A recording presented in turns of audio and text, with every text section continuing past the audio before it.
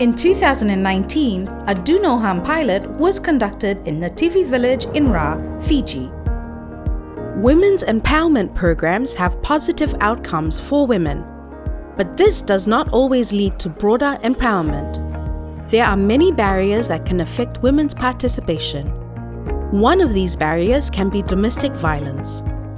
WASH actors must have a strong understanding of these barriers and their impact on women's empowerment.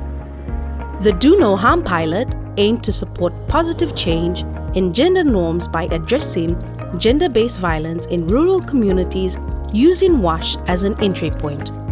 The pilot was delivered by Habitat for Humanity Australia and Fiji in partnership with the Fiji Women's Crisis Centre, supported through the Australian Government's flagship WASH program, Water for Women.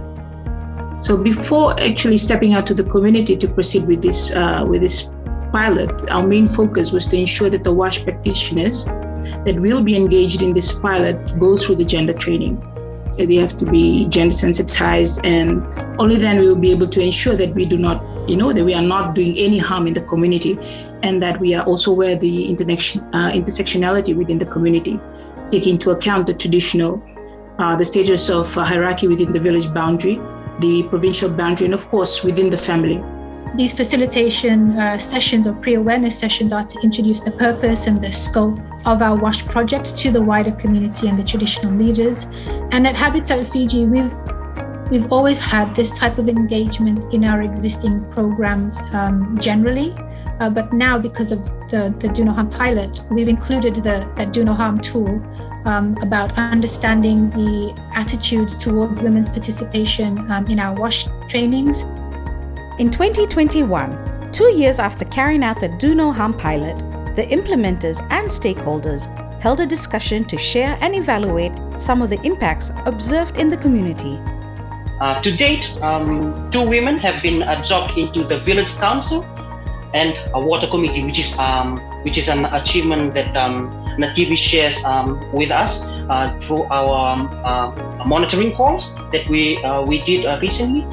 Due to the COVID lockdown, the monitoring calls that we did, we found out that 2 women had joined the village council and were also part of the water committee. So this is a big achievement for a community that had a strong resistance of female participation in communal decision making around WASH.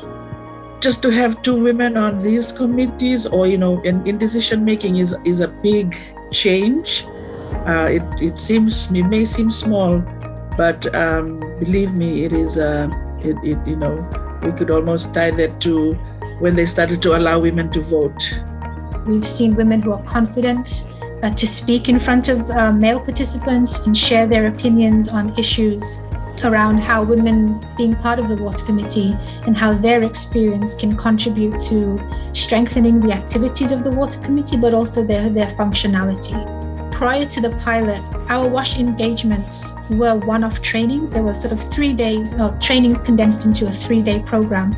But this has now evolved into multiple engagements that build on that reiterative approach that is a core part of changing gender and social norms.